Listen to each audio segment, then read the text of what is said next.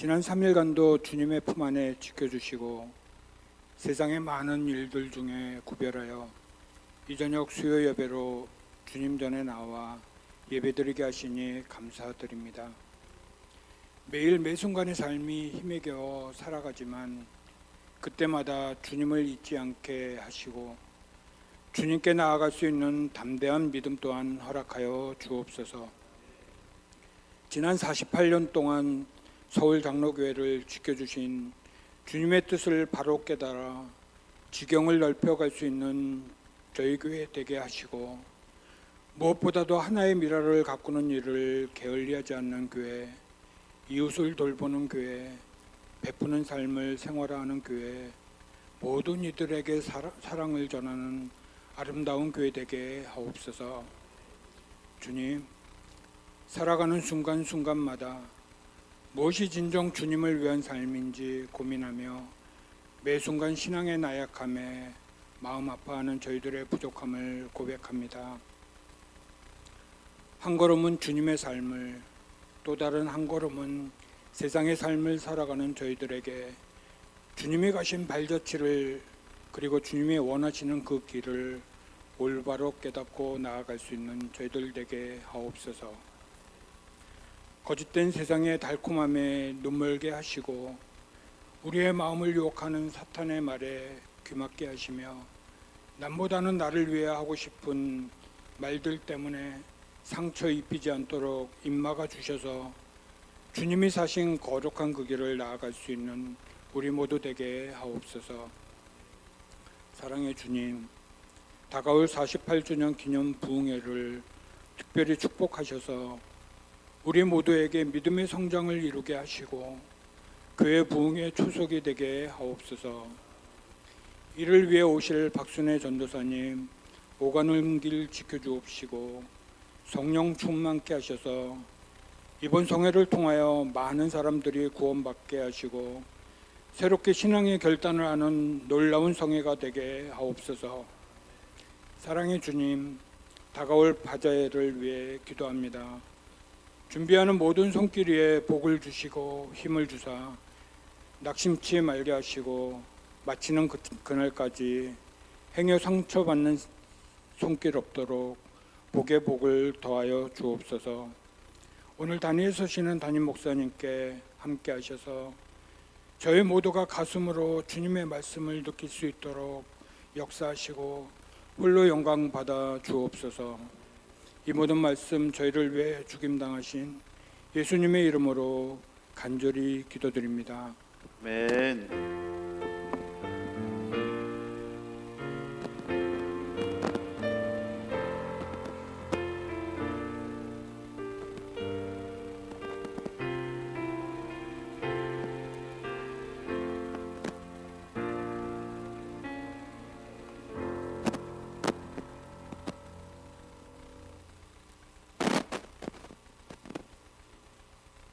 할렐루야.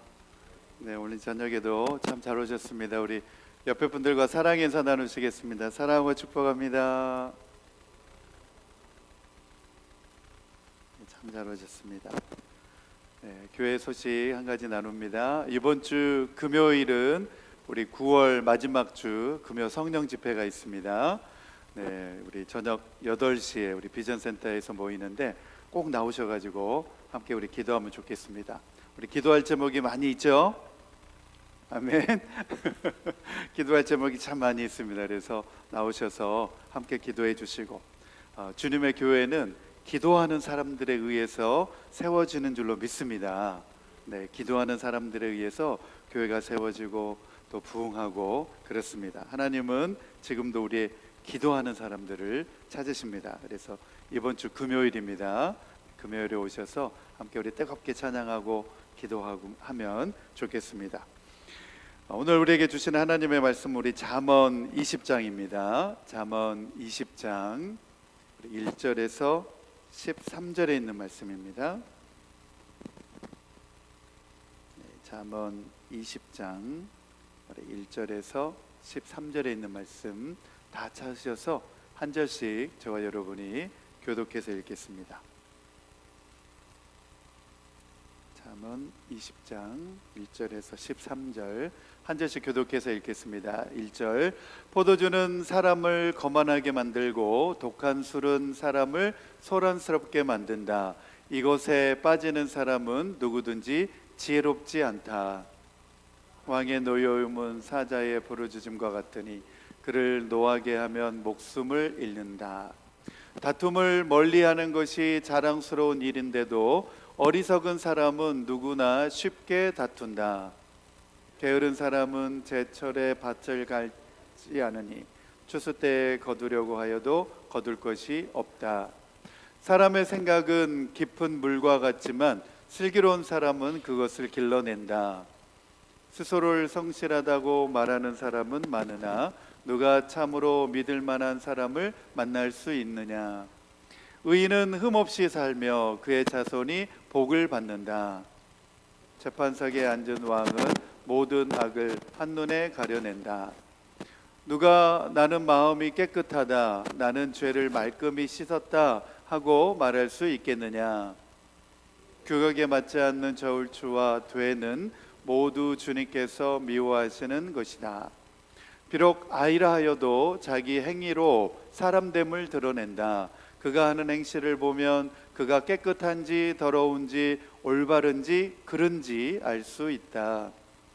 듣는 귀와 보는 눈, 이 둘은 다 주님께서 지으셨다. 우리 13절 말씀 함께 읽겠습니다. 시작. 가난하지 않으려면 잠을 좋아하지 말고 먹거리를 풍족히 얻으려면 깨어 있어라. 아멘. 아멘. 읽었던 본문의 말씀을 중심으로 해서 감정과 욕망을 절제하는 것이 지혜로운 삶의 시작이다라는 제목으로 함께 말씀을 나누려고 합니다. 오늘의 말씀은 절제의 핵심이 맞춰져 있습니다. 자꾸 지직거리니까요. 제가 핸드 마이크를 사용하겠습니다. 이 마이크를 사용하겠습니다. 네, 절제에 대한 주제를 가지고 함께 말씀을 나누려고 합니다. 제가 이렇게 앞에서 보니까 우리 성도님들 얼굴을 보니까 다 절제를 잘 하시는 분들만 이 자리에 다 나오신 것 같습니다. 할렐루야. 네, 말씀은 선포되는데 성도들의 삶이 변화되지 않는다라고 하는 이 대목에 있어서 많은 설교자들의 고민이 바로 한결같은 고민이 들어 있습니다. 아무리 설교 말씀을 잘 전해도 변화되지 않는 모습을 보면 딜레마에 빠진다. 이런 이제 많은 목사님들의 고민이 들어 있습니다. 그런데 사람의 변화는 어떤 설교 한 편에 의해서 물론 변화될 수도 있고 또 달라질 수도 있지만 설교자의 역할도 중요하지만 궁극적으로는 성령님께 달려 있다라고 하는 사실을 설교자들은 그것을 잘 기억해야 되고 또 알아야 됩니다. 제가 장로회 신학대학교 이제 신대원 다닐 때 설교학 시간에 우리 교수님께서 해주셨던 내용이 바로 이 내용이었습니다. 하나님의 말씀은 그 자체로 생명력이 있기 때문에 우리가 하나님의 말씀이 생명력이 있기 때문에 반드시 역사한다. 설교자가 설교를 잘해서 청중이 회중이 변화되는 것이 아니라 하나님의 말씀, 이 말씀이 생명력이 있고 진리의 말씀이기 때문에 누구나 이 하나님의 말씀을 듣게 되면 그 말씀을 듣고 받아들이게 되면 변화되어지게 되어 있다. 그렇기 때문에 설교자들은 그 사실을 든든히 믿고 확신하면서 말씀을 선포해야 된다. 설교자가 사람을 변화시키는 것이 아니라 말씀이 뿌려질 때, 하나님의 말씀이 선포되어질 때 그 말씀이 진리의 말씀이고 하나님의 말씀이기 때문에 그 말씀이 선포되어질 때 사람들은 변화를 받게 되어 있다. 하나님은 말씀 가운데서 살아 역사하신다 라고 하는 사실을 저희 교수님께서 아주 힘주어서 말씀을 해주셨습니다. 그러면 사실은 말씀이, 그러면서 우리 설교자들, 목회자들이 할 일은 무엇이냐? 충성스럽게 말씀을 선포하고 전하는 것이다. 설교자의 역할은 거기에 있다라고 이렇게 말씀을 해주셨습니다. 그렇게 할 때에 변화와 열매 맺는 일은 오직 하나님께서 하신다는 사실을 기대해야 해야 된다, 이렇게 말씀을 하셨는데 정말로 그런 것 같습니다. 저 역시도 하나님의 말씀을 듣고 변화받게 된 줄로 믿습니다. 하나님 말씀을 읽고 묵상하고 주야로 그것을 읽으면서 그 말씀이 저의 심령을, 저의 마음을 변화시키고 감동시킨 줄로 믿습니다. 오늘 우리가 읽었던 이 잠언 20장의 말씀에서는 이 자기 감정과 욕망을 절제하는 것이 지혜로운 사람의 첫 출발이다라고 말하고 있습니다. 지혜로움의 출발이다. 그래서 자기 통제를 통해서 하나님을 경외하는 길로 나아갈 수 있다, 이런 이제 말씀의 주제입니다. 핵심입니다. 그래서 첫 번째로 자기 감정의 절제는 인간관계를 지속시키는 길이다. 분노하고 시기하고 미워하고 교만에 휘둘리게 되면 반드시 따라오는 게 있는데, 그것이 무엇이냐면 다툼과 파괴라고 하는 사실입니다. 교만한 사람이 있으면 항상 그 주변에는 다툼이 일어나게 되어 있습니다. 그러나 감정을 절제하면 화평을 이루게 되고 하나님의 기뻐하시는 관계를 세워나갈 수 있다. 할렐루야, 아멘. 두 번째로 절제는 곧 하나님을 경외하는 길이다, 이렇게 말하고 있습니다. 자기 마음대로 하지 않고 하나님의 뜻을 따라서 절제하는 것이야말로 하나님을 인정하는 신앙의 표현이다. 그래서 성경에도 보면 성경에 많은 위대한 인물들이 많이 있는데, 대표적으로 절제를 잘한 사람들을 꼽으라고 한다면 창세기에 나오는 요셉과 같은 사람입니다. 요셉은 형제들에게 미움을 받고 억울한 누명을 뒤집어 쓰고 애굽으로 팔려갔지 않습니까? 나중에 형제들을 다시 만났을 때 나를 팔아? 나를 종으로 팔아? 이 미운 형제들, 그러면서 당장에 그 형제들을 감옥에 가두고 죽일 수 있는 권세와 권한도 있었지 않았습니까? 애굽의 총리니까. 그런데 형제들에게 그렇게 말합니다. 하나님이 나를 이곳에 나를 먼저 보내셨다고 하면서 형제들을 용서하며 끌어안는 모습, 바로 절제에서 나오는 것이죠. 자기 감정의 절제. 그리고 또 뽑으라고 한다면 다윗과 같은 사람을 뽑을 수 있습니다. 사울 왕은 다윗을 시기하여 가지고 끊임없이 죽이려고 다윗에게 막 창을 던지고 활을 쏘고 또 다윗을 쫓아다니면서 죽이려고 합니다. 그러다 어느 굴에 닥쳤을 때 다윗이 숨어있는 그 굴 가운데 사울이 들어오게 되죠. 그곳에서 이제 잠을 자는 가운데 다윗은 언제라도 그 사울 왕을 죽일 수 있었습니다. 그런데 다윗이 절제합니다. 뭐라고 절제합니까? 하나님께서 기름 부으신 왕을 내가 손을 댈 수 없다. 그러면서 사울 왕을 죽이지 아니하고 그의 옷자락만 칼로 조금 베는 것을 볼 수 있습니다. 그런 것을 보면 다윗은 참 하나님 앞에 절제할 줄 아는 사람이었다.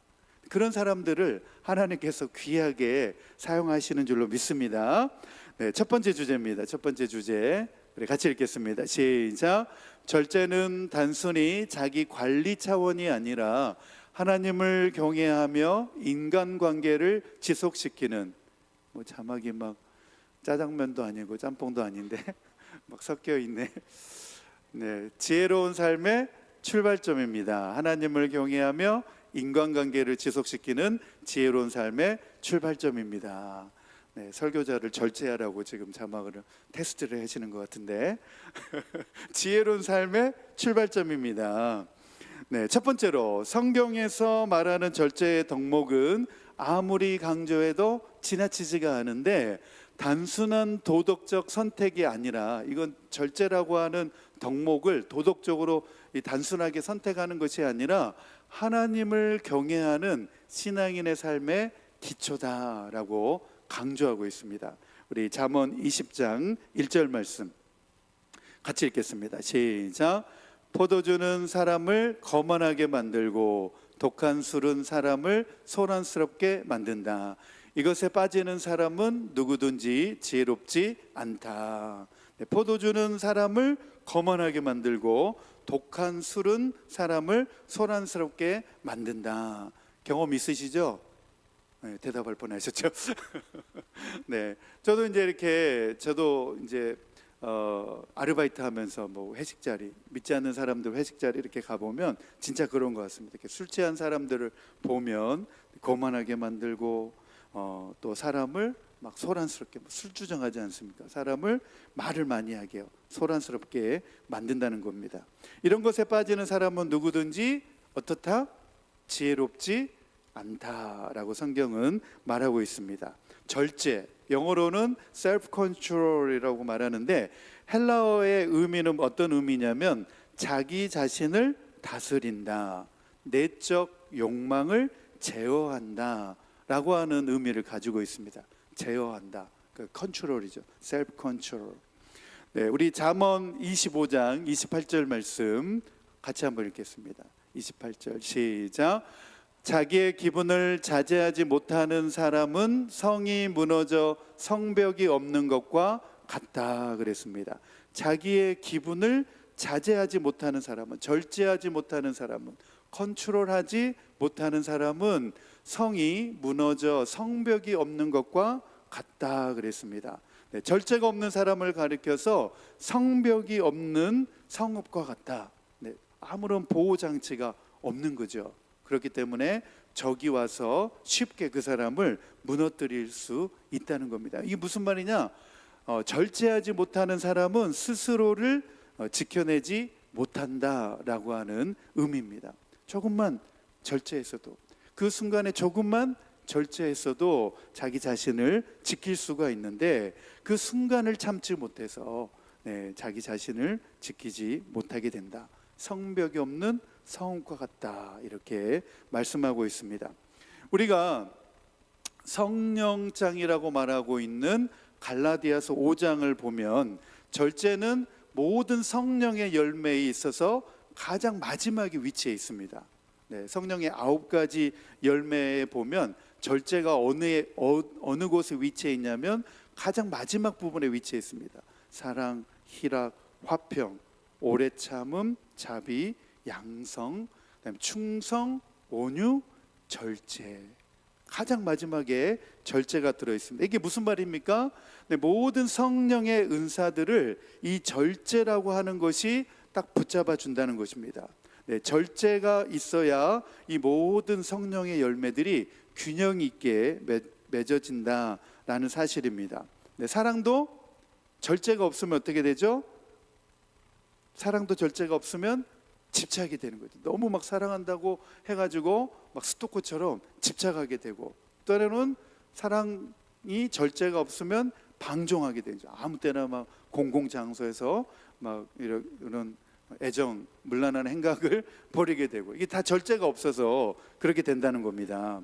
네, 기쁨, 희락도 절제가 없으면 쾌락으로 변질되게 되고, 온유함도 절제가 되지 않으면 무기력하게 될 수밖에 없다는 것입니다. 그래서 성령의 이 8가지의 모든 열매를 딱 붙잡아 주는 것이 뭐냐? 마지막 절제라고 하는 은사라는 것입니다.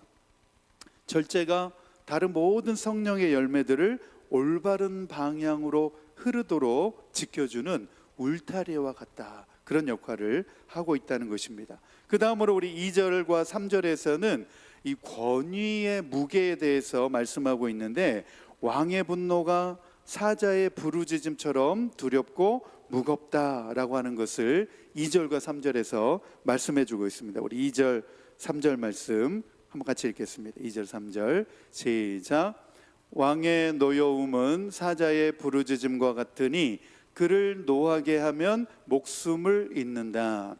다툼은 멀리하는 것이 자랑스러운 일인데도 어리석은 사람은 누구나 쉽게 다툰다. 그냥 아무나 다툰다는 거죠. 누구하고나 너무 쉽게 다툰다는 거예요. 그게 지혜가 없어서 그런다라고 말하고 있습니다. 여러분, 권세자의 마음을 대하는 데 있어서 지혜가 필요하고 절제가 필요하다. 이 권위자들을 대하는 자세에 있어서도 절제가 필요하다는 것을 이 말씀에서 말하고 있습니다.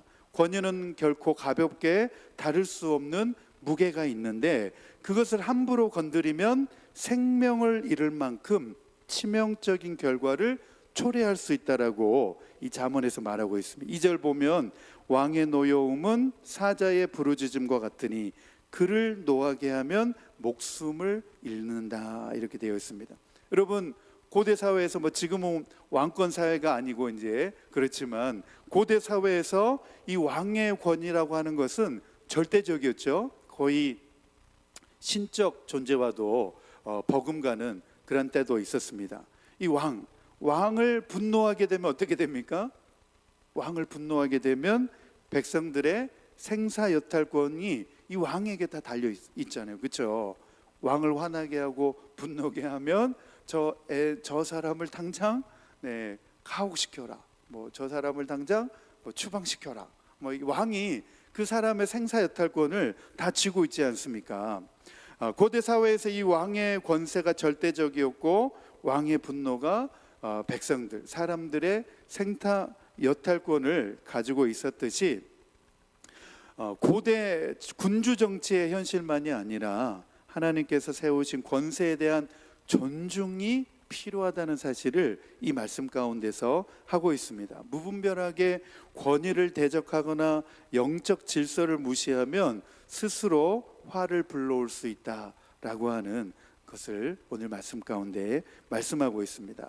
오늘날로 바꾸어서 이제 말하면 이 왕의 자리에, 이 권위자의 자리에 해당되는 것은 국가의 권세, 그리고 사회의 권위, 교회 공동체의 영적 지도자들이 바로 이런 위치에 있는 사람들이죠. 그래서 지도자의 권위에 대하여서 성도들은 존중할 줄 아는 것이 지혜로운 태도다라고 말하고 있습니다. 여러분, 학교에서 어떤 학생들이 공부를 잘 하는 줄 아십니까? 학교에서 어떤 학생들이 공부를 잘하죠? 선생님을 존경하는 학생들이 공부를 잘하고 우등생이 됩니다. 선생님을 좋아하고 선생님을 존중하고 존경하는 사람들이 공부를 잘합니다. 반면에 공부를 못하는 학생들은 어떤 학생들이죠? 다 그렇지는 않지만 공부를 못하는 학생들을 보면 선생님을 안 좋아해요. 자기 선생님, 담임 선생님을 막 싫어해. 그런 과목 선생님을 싫어하는 학생들은 대부분 다 공부를 잘하지 못합니다. 여러분, 한번 잘 생각해 보시기 바랍니다. 저도 학교에서는 교수입니다. 학생들을 가르치는 교수인데 제가 이 자리에서 교수 신분으로 여러분 이 자리에 서 있는 게 아니라는 거 아시죠? 저는 교수 신분으로 이 자리에서 지금 말씀을 전하는 게 아닙니다. 제가 물론 미주 장신대에서는 학생들을 가르치는 교수지만 교회에서는 제가 교수가 아니라 목사로서 이 자리에 서 있는 겁니다. 목사는 무엇을 다루는 사람입니까? 영혼의 문제를 다루는 사람입니다. 목사는 영혼의 문제, 한 영혼의 문제를 다루는 사람인데 그 영혼의 문제를 다루는 사람을 대적한다고 하는 것은 이건 심각한 겁니다. 그것은 어떤 부류들이 하는 거냐? 마귀 사탄이 하는 겁니다. 한 영혼을 주님께로 인도하기 위하여서 존재하는 직책이 목회자라는 겁니다. 그래서 목회자를 잘 존중하고 그 영혼을 주님께로 잘 인도하고 이끌어갈 수 있도록 존중하고 세운 질서의 권위에 우리가 순종하며 그렇게 하는 것이 지혜로운 거랍니다. 우리의 영혼을 위하여서 그렇게 하는 것이 지혜로운 것이다 라고 잠언은 우리에게 말씀을 해주고 있습니다. 그래서 궁극적으로 성도들은 하나님의 통치하심을 두려워하는 마음이 있어야 되고, 그러나 하나님이 세우신 그 질서 속에서 우리가 지혜자, 권위자를 우리가 존중하는 마음으로 우리가 그 질서 가운데 있는 것이 지혜로운 것이다 라고 하는 교훈을 이 말씀 가운데서 주고 있습니다. 세 번째로 4절과 5절 말씀에 보면 게으른 사람은 기회를 놓치지만 슬기로운 사람은 하나님께 의지하여, 한번 같이 읽어보겠습니다. 시작. 오늘의 성실함과 절제로서 내일의 풍성한 결실을 맺게 합니다. 여러분, 내일의 소망이 있고 내일이 형통하고 풍성한 결실을 맺기 위하여서는 오늘 성실해야 된다는 거. 오늘, 내일로 미루지 말고 오늘 절제함이 필요하다는 겁니다. 성실하고 절제함이 오늘 이 시간 필요하다는 겁니다. 우리 4절 5절 말씀 함께 읽겠습니다. 시작. 게으른 사람은 제철에 밭을 갈지 않으니 추수 때에 거두려고 하여도 거둘 것이 없다. 사람의 생각은 깊은 물과 같지만 슬기로운 사람은 그것을 길러낸다. 게으른 사람은 제철에 밭을 갈지 않으니, 농사를 지어보니까 알겠더라고요. 우리 자연농원 이제 밭을 갈고 추수 때 씨를 뿌리고 모종을 이렇게 심어 보니까 제때에 심어야 이게 잘 자라고 열매를 맺게 되더라고요. 제때에 게을러 가지고 그것 때를 놓치게 되면 추수 때에 거두려고 하여도 거둘 것이 없다, 이렇게 말합니다. 신앙과 삶의 모든 영역에서 지금의 성실함이 결국 미래를 결정해주고 보장해 준다는 겁니다. 기독교 미래학을 다룬 학자들이 미래가 어떤 정해진 미래가 존재하고 있는 것이 아니라고 말합니다. 미래라고 우리가 말하지만 미래가 결정되어 있는 것이 아니라 지금 내가 결정하고 만들어가는 것이 우리의 미래가 되어진다라고 미래학자들이 그렇게 말하고 있습니다. 정말 맞는 말씀입니다.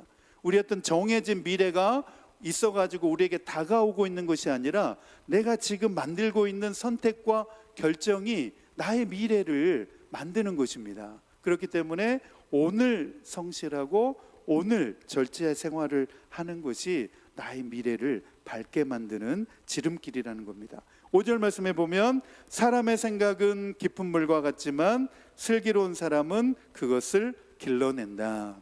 이게 어려운 말 같지만 우리말 속담에 그런 말 흔히 자주 하잖아요. 10길 물속은 알아도 한 길 사람 속은 모른다. 10길 그 깊은 물속은 들여다보고 깊이를 잴 수 있을 것 같은데 그 한 길밖에 안 되는, 고작 한 길밖에 안 되는 그 사람 속은 도저히 모른다는 겁니다. 그렇죠? 다 아시나 보네요. 네, 한 길 그 사람 속은 도무지 모르겠다는 겁니다. 아무리 깊은 물은 그 깊이를 재가지고 측량해 볼 수 있지만 한 길밖에 되지 않는 사람의 마음은 도무지 헤아리기가 힘들다. 사람의 마음속 생각은 깊은 우물처럼 쉽게 드러나지 않지만 그러나 그 깊은 내면과 그 속뜻을 헤아리고 이해하는 사람이 슬기로운 사람이라는 거예요. 할렐루야. 네, 오늘부터 저분의 생각은 무엇일까? 목사님의 생각과 깊은 뜻은 무엇일까? 우리 장로님의 깊은 생각은 무엇일까? 우리 권사님의 저런 생각은 무엇일까? 그 속뜻을 헤아려 보려고 노력하고 또 우리가 힘쓰면은 우리 모두가 다 지혜로운 사람이 될 줄로 믿습니다. 그래서 슬기로운 사람은 하나님께 의지하며 또 계획하고 실천하면서 자신의 삶을 더욱더 행복하고 풍성하게 만들어 간다, 이렇게 말하고 있습니다. 이제 마지막으로 네 번째입니다. 우리 8절에서 11절 말씀에 보면 인간의 마음은 완전히 정직할 수 없기 때문에 자기 의로움에 빠져서는 안 된다는 것입니다. 결코 의존할 수 없다는 사실을 말씀해 주고 있습니다. 우리 8절에서 11절 말씀 함께 읽겠습니다. 시작. 재판석에 앉은 왕은 모든 악을 한눈에 가려낸다. 누가 나는 마음이 깨끗하다, 나는 죄를 말끔히 씻었다 하고 말할 수 있겠느냐? 규격에 맞지 않는 저울추와 되는 모두 주님께서 미워하시는 것이다. 비록 아이라 하여도 자기 행위로 사람됨을 드러낸다. 그가 하는 행실을 보면 그가 깨끗한지 더러운지 올바른지 그른지 알 수 있다. 이 말씀에서 보면 진정한 판단과 심판은 하나님의 영역이라는 거예요. 하나님의 영역에 속하여 있다, 이렇게 말합니다. 사람은 겉모습을 보고 섣부른 판단을 내리기 십상이지만 하나님은 그 사람의 마음과 행위까지도 모두 꿰뚫어 보시는 분이시기 때문에 심판과 판단은 하나님의 영역이다, 하나님께 맡겨드려야 된다. 그 말씀을 하고 있습니다. 그렇기 때문에 불의나 거짓은 하나님 앞에 결코 절대로 숨길 수 없다라는 사실을 우리가 알아야 된다는 것입니다. 그리고 그 다음으로 아이조차도 그 행동을 통해서 그 성품이 확연하게 드러나듯이 사람의 본질은 그 행동과 선택에서도 곧 드러나게 되어진다. 11절 말씀에 보면 나오는 말씀이죠. 비록 아이라 하여도 자기 행위로 사람됨을 드러낸다. 그가 하는 행실을 보면 그가 깨끗한지 더러운지 올바른지 그른지 알 수 있다. 사람의 행동 그리고 습관, 결국 그 사람의 성품과 신앙의 진정성과도 직결되어져 있다라고 하는 내용입니다. 내 마음의 행위가 하나님 앞에 깨끗한가 그렇지 아니한가 항상 나 자신을 스스로 점검하는 것, 그것을 가리켜서 성찰이라고 부릅니다. 우리가 다른 사람을 판단하고 정죄하기에 앞서 나 자신의 행위를 돌아보는 것, 내 내면을 먼저 성찰해 보는 것이 더 우선이라고 하는 사실을 말씀해 주고 있습니다. 그래야 하나님 앞에서 우리가 먼저 정직하고 성숙해져 가는 신앙인으로 우리 모두가 바로 서 있어야 된다라는 사실을 말씀해 주고 있습니다. 여러분, 하나님의 은혜는 방종에 있는 것이 아니라 절제를 통해서 경건한 삶으로 이끌어 준다라고 말씀해 주고 있습니다. 우리 디도서 2장 11절에서 12절 말씀 같이 읽겠습니다. 시작. 모든 사람에게 하나님의 구원의 은혜가 나타났습니다. 그 은혜는 우리를 교육하여 경건하지 않음과 속된 정욕을 버리고 지금 이 세상에서 신중하고 의롭고 경건하게 살게 합니다.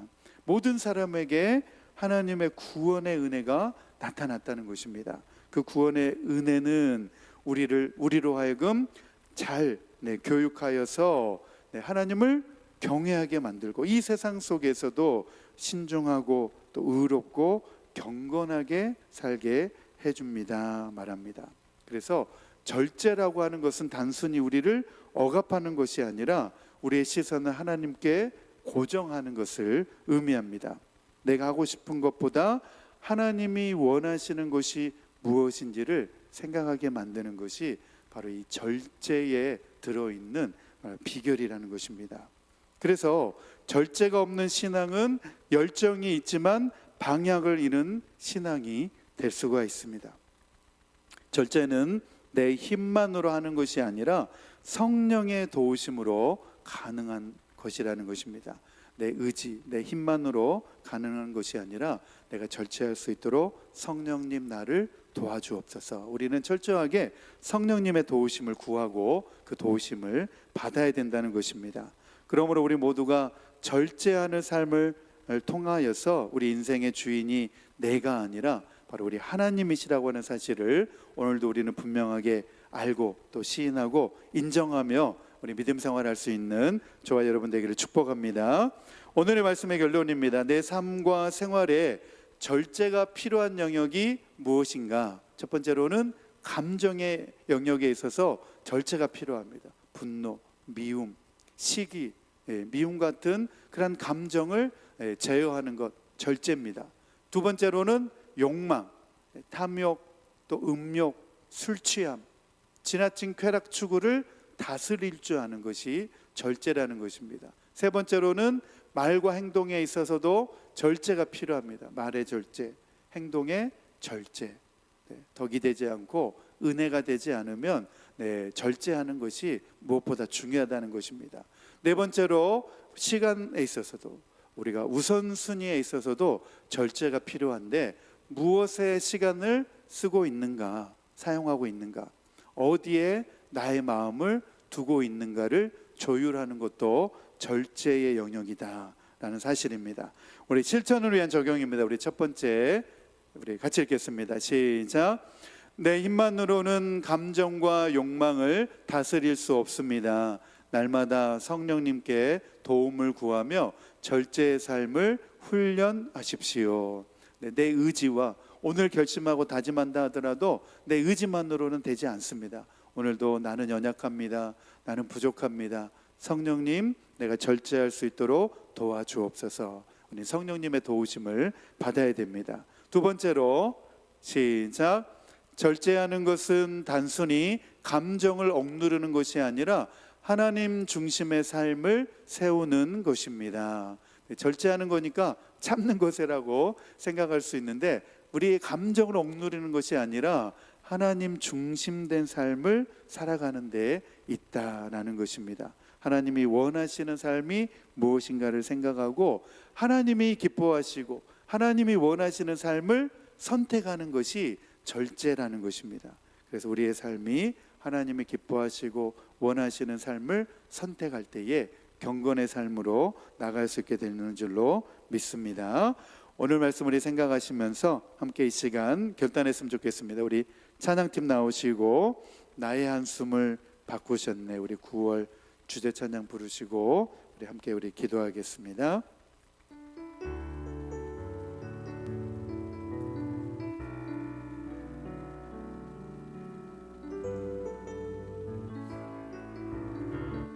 고달픈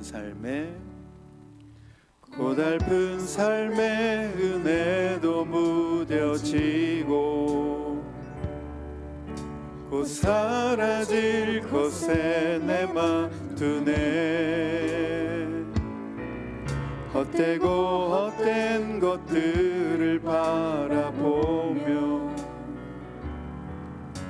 그 은혜를 놓치며 살았네. 주어진 삶을 묵묵히 살아가며 날 붙드신 주 예수를 보내. 사망 가운데 놓여진 나의 삶을 날 건지신 그 이름 예수. 나의 한숨을 바꾸셨네. 나의 한숨을 바꾸셨네. 주를 향한 노래로, 소망의 노래로 나의 눈물을 거두신 주 예수 이름 안에 살게 하소서.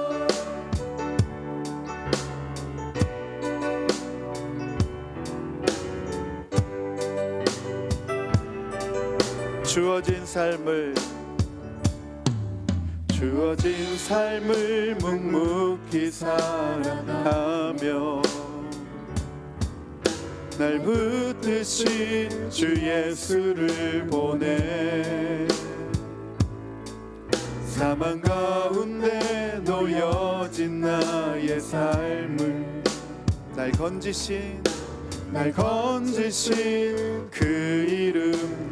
우리 함께 믿음으로 고백합니다. 나의 한숨을 바꾸셨네.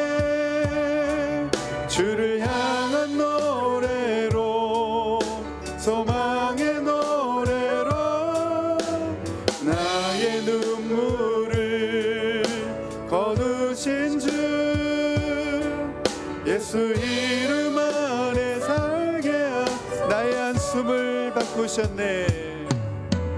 나의 한숨을 바꾸셨네. 주를 향한 노래로, 소망의 노래로 나의 눈물을 거두신 주 예수 이름 안에 살게 하소서. 아멘, 아멘.